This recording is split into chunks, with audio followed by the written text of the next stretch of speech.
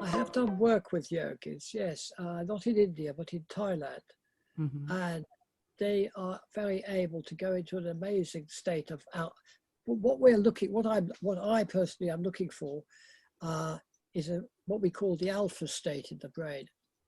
And this technically is a state where the electrical patterns are between 8 and 14 cycles per second, or 8 and 14 hertz. And this seems to be associated with a very high level of relaxed alertness. So the brain is not overworking, though it is underworking. You're not asleep, but you're in this kind of state between a relaxed alertness and very attentive alertness. Now, I worked for a little while with a very remarkable young man. He's a young Englishman called Matthew Armet, and I think his surname was a name he adopted. I don't think it was his birth name. Maybe he adopted it because at the age of 16, speaking no Chinese, he flew out to China and managed to get himself accepted by a Shaolin monastery.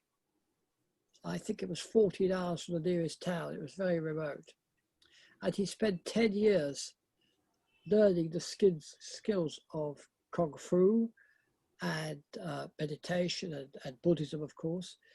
And then he came back to England and he set up his own Shaolin temple in London. And we made a program together for the Americans. And he did a remarkable thing. In our laboratory, I wired him up, and so I could see what was happening in his brain. And he was able to produce these alpha waves, these waves between the 8 and 14 cycles per second, instantly, like that, like magic. The whole brain became taken over by this. And what he then did, I found this very hard to believe, except I saw it with my own eyes and we filmed it for television. He took a spear, with a very sharp point, and he went out to the university car park where I'm based. And I had my car there, which at the time was a Toyota Land Cruiser, which is a very big, heavy car. I think it weighs about 2 tons.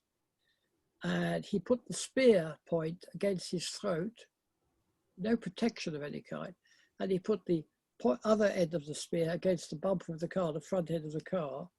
And he then pushed the car something like 20 feet, I think, just with his throat. Now that's impossible, but I saw it happen.